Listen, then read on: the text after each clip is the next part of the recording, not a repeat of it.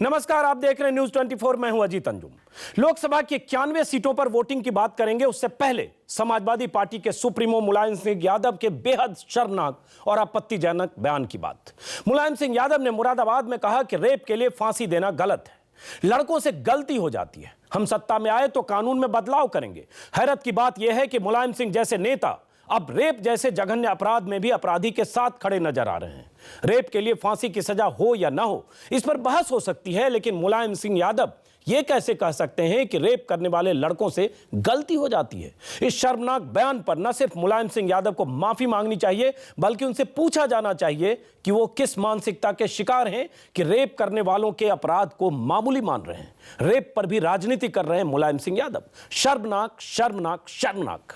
और ये शर्मनाक इसलिए क्योंकि आपको बता दें कि मुंबई में शक्ति मिल रेप कांड में जिन्हें सजा हुई है उनमें 3 मुस्लिम हैं। जाहिर है मुलायम सिंह यादव बलात्कारियों को भी हिंदू मुस्लिम के खांचे में बांटकर राजनीति कर रहे हैं। यही काम फौजियों के मामले में आजम खां कर चुके हैं। शर्मनाक है। आज के वोटिंग की बात। अब आज की 91 सीटों पर वोटिंग में सबसे खास बात यह रही कि बम्पर मतदान हुआ। कई इलाकों में ऐसी वोटिंग हुई जिसमें पिछले सारे रिकॉर्ड बौने हो गए। दिल्ली और पश्चिमी यूपी की 10 सीटों पर तो वोट पड़े ही नहीं, वोट बरसे।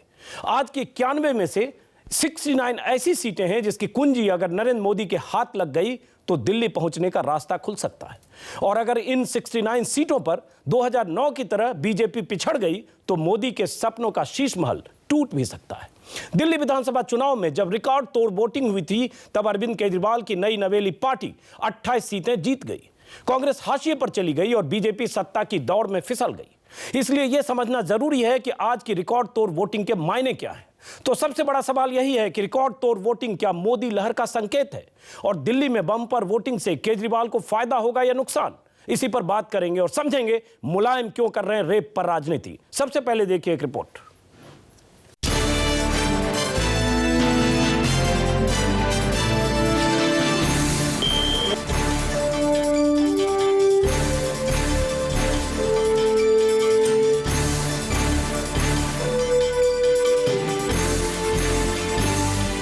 ये लंबी कतार साक्षी है लोकतंत्र के महापर्व की।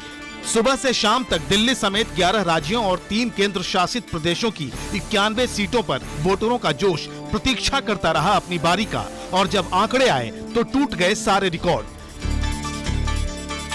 एक तरफ बम्पर वोटिंग है तो दूसरी तरफ उम्मीदवारों के निजी दावे। We'll win all the 7 seats. 7 में से 7 सीटें लगेंगी, कोई किसी तरह की दिक्कत। 7 सीट कांग्रेस। पूरी दिल्ली 7 में से 7 आएगी। हम लोग तो अपनी दौड़ में लगे हुए हैं और बहुत आगे चल रहे हैं सर। वोटिंग के बाद विजय पर्व की प्राचीन परंपरा को छोड़ भी दें तो 91 सीटों के नतीजे ही तय करेंगे कि दिल्ली से कितने दूर और कितने पास हैं नरेंद्र मोदी। केरल की 20 सीटों के साथ साथ लक्षद्वीप और जम्मू को निकाल दें तो बाकी बची 69 सीटें ही मोदी को सत्ता की मुंडेर पर बिठाने में अहम होंगी। 2009 के नतीजे बताते हैं कि आज जिन 91 सीटों पर वोट पड़े उनमें कांग्रेस के पास 46, बीजेपी के पास 14, बीएसपी के पास 6, समाजवादी पार्टी के पास 1, बीजेडी के पास 4 और अन्य को 20 सीटें मिली थी। दिल्ली और हरियाणा से बीजेपी का सुपड़ा साफ था। बिहार से सिर्फ 2 सीटें मिली थी और पश्चिमी यूपी की 10 में से सिर्फ 2 सीटें बीजेपी के पास आई थी। मोदी के सामने चुनौती है 2009 में 14 सीटों के आंकड़े को 40 से ऊपर ले जाने की। वोटिंग प्रतिशत उत्साह जगाते हैं और अतीत में बम्पर मतदान के नतीजे भी याद हैं बीजेपी को, जब दिल्ली विधानसभा चुनाव में शीला दीक्षित की सरकार तिनके की तरह उड़ गई थी। तब सत्ता में राजनीति के नए आगंतुकों का इस्तकबाल हुआ था। बीते 4 महीने में हालात बेशक बदल गए हों, मगर केजरीवाल को लगता है नतीजे उनके पक्ष में होंगे। वोट डालते ही बोले दिल्ली की 7 सीटें जीत लेंगे। दिल्ली में 7 की 7 सीट आम आदमी जीतेगा, जनता जीतेगी, आम आदमी पार्टी जीतेगी। बाकी सियासी सुरमाओं की तरह केजरीवाल भी अपने दावे का दम भर रहे हैं, लेकिन बीजेपी कहती है कि रिकॉर्ड ध्वस्त करने वाली ये वोटिंग सत्ता के बदलाव का संकेत है। लोगों के मन में जो गुस्सा है सरकार को बदलने का, परिवर्तन करने का, और इस बार जो वोट है वो बदल, चेंज और परिवर्तन के लिए है। जाहिर है बीजेपी इसे मोदी की लहर से जोड़ रही है। यही सवाल दिल्ली में सुबह सुबह वोट डालने निकली प्रियंका गांधी से भी हुआ, जो अपने भाई राहुल के चुनाव की कमान संभालने अमेठी जाने वाली हैं। प्रियंका मुस्कुराते हुए बोली, उन्हें तो नहीं लगता कहीं मोदी की लहर है। बिल्कुल नहीं, मुझे तो बिल्कुल नहीं लगता। एक सच और भी है, ध्रुवीकरण के आईने से देखें तो लगता है कि पिछले दिनों आए उन्मादी बयान पश्चिमी यूपी की 10 सीटों पर असर छोड़ सकते हैं। ये वही सीटें हैं जहां मोदी को धमकी देकर जेल जाने वाले इमरान मसूद उम्मीदवार हैं। दंगों के आरोपी बीजेपी के संजीव बालियान हैं, बीएसपी के कादिर राणा हैं। ये वही सीटें हैं जहां मुजफ्फरनगर के दंगे हुए थे, जहां अमित शाह गरजे थे, जहां आजम खान बरसे थे। अगर पोलिंग बूथों पर उमड़ी भीड़ का रिश्ता जहरीले जुमलों से है तो सवाल यही है कि रिकॉर्ड तोड़ वोटिंग क्या मोदी की लहर का संकेत है? Bureau report, news 24। तो सवाल ये कि रिकॉर्ड तोड़ वोटिंग क्या कहता है? क्या मोदी की लहर है या इसका कुछ और मतलब है? और दिल्ली में भी, खास तौर से दिल्ली में अभी तक 62 से 65% वोटिंग की खबर है। कहा यह जा रहा है कि हो सकता है 3-4% और ज्यादा हो जाए। और आपको बता दें कि 2009 के चुनाव में दिल्ली में जितनी वोटिंग हुई थी 52%, उससे 10% ज्यादा वोटिंग हो चुकी है। लेकिन असेंबली में 66% वोटिंग हुई थी। इससे पहले 1977 में दिल्ली में 71% वोटिंग हुई थी। लेकिन इस बार क्या सारे रिकॉर्ड टूटने जा रहे हैं? और अगर टूटने जा रहे हैं तो इसका मतलब क्या? इसी पर चर्चा करेंगे। स्टूडियो में हमारे साथ हैं अभय दुबे, रागिनी नायक कांग्रेस प्रवक्ता, नलिन कोहली बीजेपी प्रवक्ता, दिलीप पांडे आम आदमी पार्टी के नेता, और एक खास मेहमान है हमारे साथ, इमरान मसूद। इमरान मसूद सहारनपुर से हमारे साथ हैं, बहुत चर्चित कांग्रेस उम्मीदवार। दर्शकों ने, देश ने इन्हें देखा। 6 महीने पहले एक बयान था इनका जिस पर काफी विवाद हुआ, जिसमें उन्होंने कहा था मोदी को बोटी बोटी काट देंगे। विवाद हुआ, जेल गए, जेल से वापस लौटे, चुनाव मैदान में है। कांग्रेस हाईकमान ने यह कहकर माफ कर दिया कि इनका अतीत का बयान है, इनका पाप पुराना है, जब वो समाजवादी पार्टी में थे, इससे हमारा रिश्ता नहीं है, पाक साफ है। और उसके बाद कांग्रेस के उम्मीदवार इमरान मसूद, सबसे पहले आपसे शुरुआत करते हैं। आपका परिचय हमने थोड़ा लंबा दिया क्योंकि जानना जरूरी है जी। आप कौन हैं, आप क्यों आपने ऐसा बयान दिया, और यही परिचय है। उसके पहले हम नहीं जानते थे कि देश की 543 सीटों में से एक ऐसा शख्स भी चुनाव लड़ रहा है जिसका ये अतीत है। लेकिन मसूद साहब, जो जिस वजह से आपने ऐसे बयान दिए थे, जिस तरह का ध्रुवीकरण आप करना चाहते होंगे मुसलमानों के बीच, किसी तबके के बीच, अपने कौम में, क्या उसमें आप कामयाब हो गए? क्योंकि खबर आ रही है कि आपके इलाके में, सहारनपुर में 67% वोटिंग अब तक हुई है, हो सकता है ज्यादा हो जाए। इमरान मसूद। देखिए, मैंने पहले दिन से ये बात कही थी कि मैं इस प्रकार के शब्दों का इस्तेमाल नहीं करता हूं, और मेरे खिलाफ एक साजिश की गई। नहीं, जिस तरह से उसको दिखाया गया, मुझे शब्द आपके मुंह में हमने नहीं डाले थे, आपके शब्द ही थे। सिर्फ ये कहा गया कि 6 महीने पहले का था। शब्द तो इमरान मसूद आप ही के थे। नहीं, मैंने तो ये नहीं कहा कि मैं 6 महीने पहले के थे या साल भर पहले के थे। मैंने कहा था कि मैं इस प्रकार के शब्दों का इस्तेमाल नहीं करता हूं, और ये चुनाव में पूरी तरह से मेरे खिलाफ इस्तेमाल किया गया। अब ये राजनाथ सिंह जी से मैं कभी जिंदगी में मिला नहीं, और ये राजनाथ सिंह जी का फोटो बना करके मेरे साथ पोस्ट किया गया, और पूरा सारे उस चुनाव के अंदर इसको प्रचारित किया गया। इमरान मसूद, राजनाथ सिंह जी के साथ इमरान मसूद, इमरान मसूद आपने जवाब नहीं दिया। आपने कहा कि आप इस तरह के शब्दों का इस्तेमाल नहीं करते। हमने आपका बयान टेलीविजन चैनल पर 1 बार नहीं 10 बार दिखाया। कांग्रेस नेताओं ने भी माना कि आपका बयान 6 महीने पुराना था, और 10 बार बहस कर चुके हैं कांग्रेस नेता कि आपका पुराना था जब आप समाजवादी पार्टी में थे। तो बयान तो आपने दिया ही कि आप मोदी को बोटी बोटी काट देंगे, बयान तो दिया ही था। मैं पूछना चाहता हूं, अभी खबर है कि आपके इलाके में 74% वोटिंग हुई है। मैं पूछना चाहता हूं क्या फायदा हुआ? जी नहीं, फायदा और नुकसान नहीं। देखिए, इस प्रकार के शब्दों का इस्तेमाल होना ही नहीं चाहिए। मैं इन चीजों के सख्त खिलाफ हूं, और जिस प्रकार से मेरी छवि प्रचारित की गई, मैं इस प्रकार का व्यक्ति भी नहीं हूं। अच्छा। मैं सांप्रदायिक सौहार्द के लिए काम करने वाला आदमी हूं। अच्छा। और मैंने हमेशा सांप्रदायिक सौहार्द के लिए काम किया। आपका कोई डबल रोल था जिसका बयान हम लोगों ने देखा आज चुनाव के अंदर मुझे। जी नहीं, वो क्या दिखाया क्या नहीं दिखाया, उसके ऊपर मैं चाहता हूं कि अब इसके ऊपर बहस बंद होनी चाहिए। मैं इस बारे में पहले ही कह चुका हूं। अजीत भाई, एक बार बयान प्ले कर दीजिए ना, थोड़ा इमरान मसूद साहब को याद आ जाएगा कि उन्होंने कैसे कहा था 4% मुसलमान, 42% मुसलमान। थोड़ा एक बार बयान प्ले कर दीजिए। और उसके साथ अमित शाह का भी प्ले करूं कि अमित शाह ने क्या कहा था कि बदला लेंगे अपमान का। अमित शाह और वसुंधरा राजे अरे बिल्कुल, मेरा आपसे निवेदन है, जरूर प्ले करिए अमित शाह साहब का भी, दोनों प्ले करिए, और देश की जनता के सामने मैं कह रहा हूँ, आप रागिनी जी क्या कह रही है, मैं खुद कह रहा हूँ, जरूर प्ले करिए अमित शाह साहब ने क्या कहा है। और देश के, अरे देवी जी सुन लीजिए ना, मैं सोनिया गांधी की बात थोड़ी ना कर रहा हूँ, मैं सोनिया गांधी या राहुल गांधी या प्रियंका गांधी की बात नहीं कर रहा हूँ कि आप जो है नॉन स्टॉप बोली जा रही है। सुन लीजिए, अच्छा चलिए आप दोनों को एक मिनट रोक रहा हूँ। गांधी, एक रॉबर्ट मिनट, वाड्रा, नलिन कोहली, सोनिया गांधी जी, किसी के बारे में बोल नहीं रहा हूँ कि आप नॉन स्टॉप ऐसे बोल रहे हैं। सुन नलिन कोहली, एक मिनट, अपनी बात ही नहीं कही। एक मिनट नलिन कोहली, सोनिया एक गांधी, मिनट नलिन कोहली, उंगली उठाने से पहले श्री रामुलू पर बोल लीजिए, आप येदियुरप्पा पर बोल लीजिए, एक मिनट रागिनी, रोक रहा हूँ। आप दोनों एक मिनट शांत रहिए।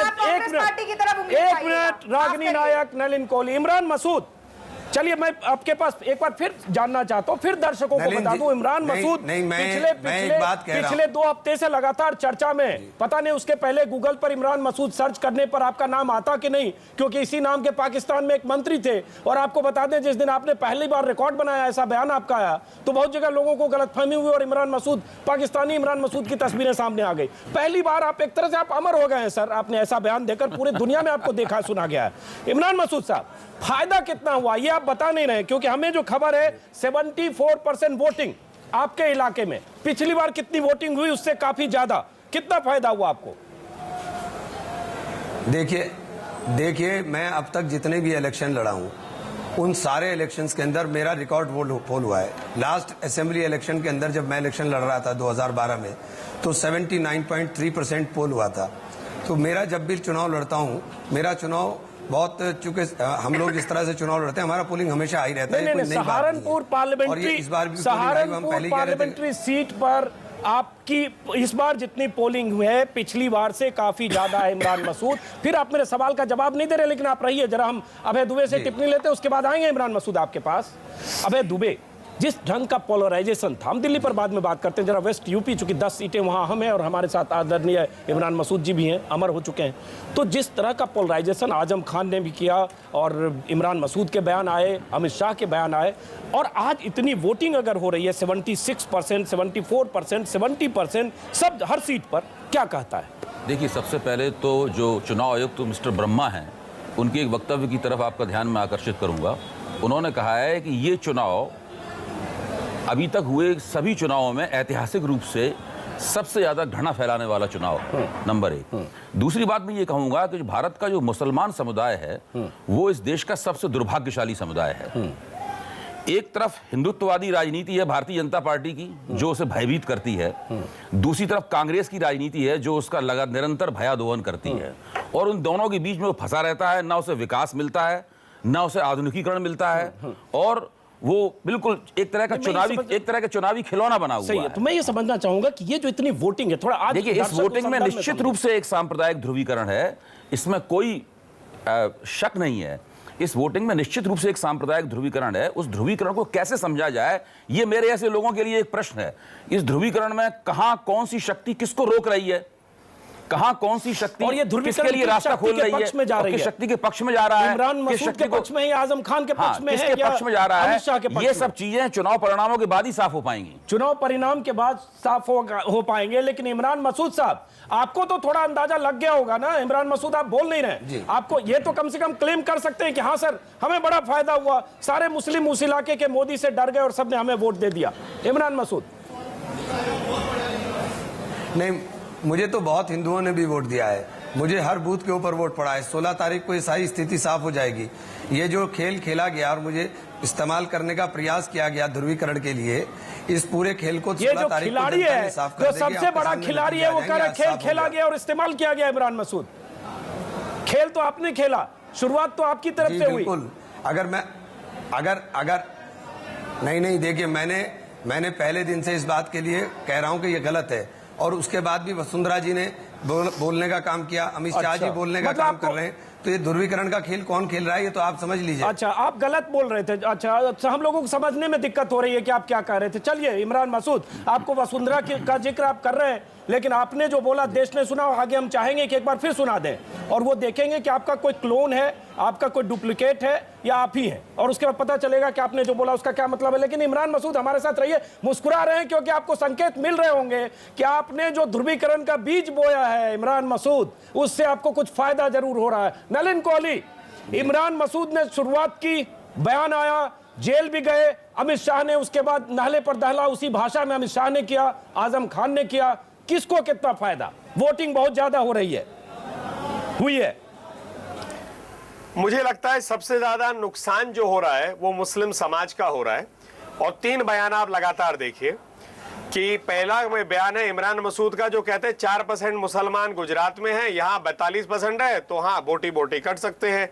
जैसे पूरा मुस्लिम समाज जो है आज के वोटिंग के संदर्भ में जरा बताइए नलिन, आज के वोटिंग के संदर्भ में जानना चाहता हूं कि अगर सहारनपुर में 74% वोटिंग से ज्यादा हो गई, बुलंदशहर, सहारनपुर, नोएडा, गाजियाबाद सब वोटिंग ज्यादा हो रही है। शांति से जवाब दूंगा, मैं अपनी बात जरूर काट दूं, मैं अपनी पूरी बात कर दूं, फिर जितने प्रश्न पूछना है।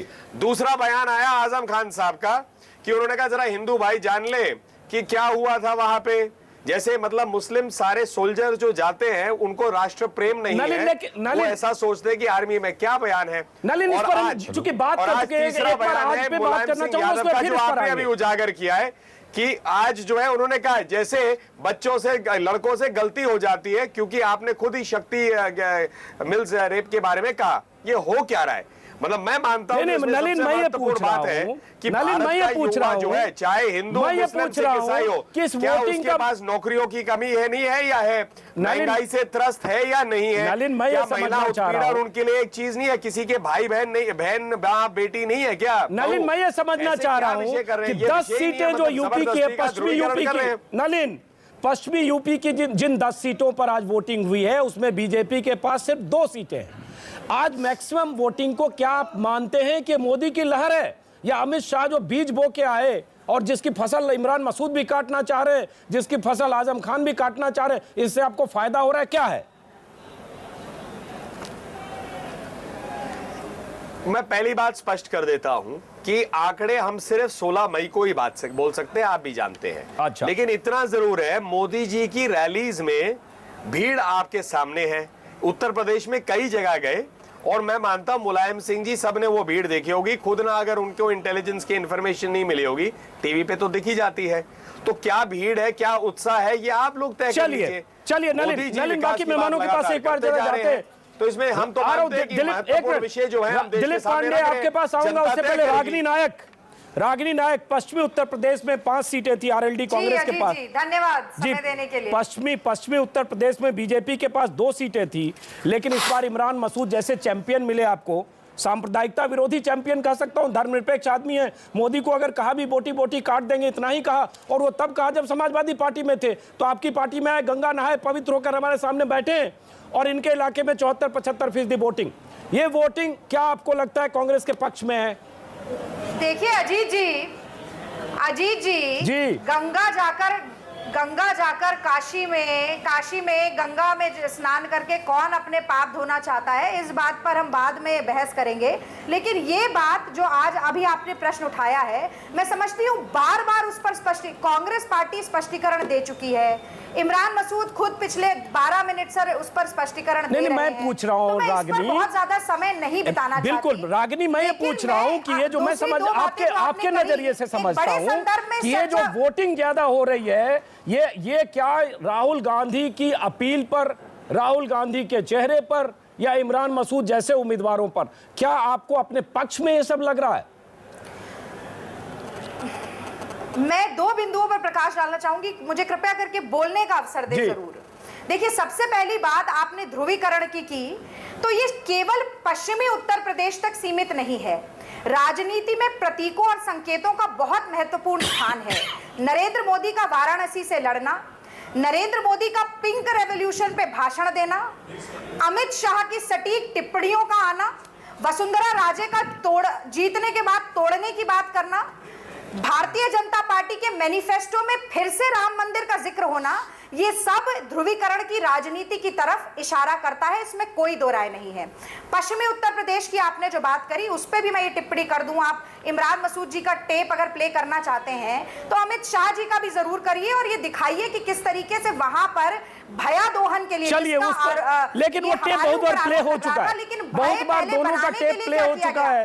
इमरान मसूद चाहेंगे भी नहीं कि अभी हम टेप प्ले करें, उनको भी पता उन्होंने क्या बोला, बहुत बार टेप प्ले हो चुका है, वक्त जाएगा। रागिनी एक मिनट जी, रागिनी एक मिनट, रागिनी आता हूँ आपके पास। अजीत जी मुझे आज की वोटिंग पर तो बोल लेने दीजिए। चलिए 30 सेकंड वोटिंग पर तो बोल लेने दीजिए, 30 सेकंड सवाल है। हाँ हाँ, मैं ये कहना चाहती हूँ कि लोकतंत्र के उत्सव में वोटर की तादाद का बढ़ना एक शुभ संकेत है और इसका श्रेय इलेक्शन कमीशन को, राजनीतिक पार्टियों को, मीडिया को, सबको जाना चाहिए। पर ये कहना कि वोटर केवल नकारात्मक वोट देने के लिए बाहर आता है या किसी पार्टी के खिलाफ ही वोट देने के लिए आता है, इसमें मैं इतिहास से बहुत सारे आपको उदाहरण बिल्कुल बिल्कुल नहीं, आप उदाहरण देंगे, मैं ही 5-7 उदाहरण आपको दे देता हूं। ध्रुवीकरण की राजनीति से मोह भंग होने के कारण वोटर बाहर निकल कर आया। चलिए वो देखेंगे कि वोटर क्यों बाहर निकल कर आया था। जब यूपी चुनाव में 225 सीटें मुलायम को मिली और कांग्रेस हाशिए पर गई, तब भी बहुत ज्यादा वोटिंग हुई थी और सारे कांग्रेस के नेता दिग्विजय सिंह कह रहे थे सारा वोट कांग्रेस के लिए। उस समय 125 सीट आपको मिलने वाली थी, 25-28 पर आप आ गए।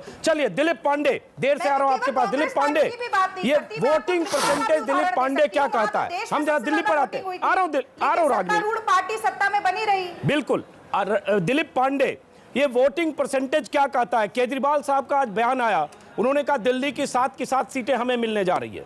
दिल्ली में पिछली बार असेंबली में 66% वोटिंग हुई, लेकिन पार्लियामेंट में 52% वोटिंग 2009 में, और लगातार पिछले 8 चुनाव में यही हुआ है। इस बार पहली बार दिख रहा है वोटिंग परसेंटेज बहुत बड़ा है। दिलीप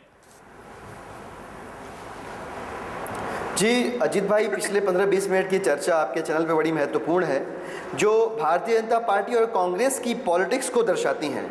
जैसे ही आपने कहा कि हम मसूद साहब की वीडियो क्लिप को प्ले करते हैं, उधर से आवाज़ आई अमित शाह की भी प्ले कीजिए, तो नलिन कोहली जी ने कहा दोनों प्ले कीजिए।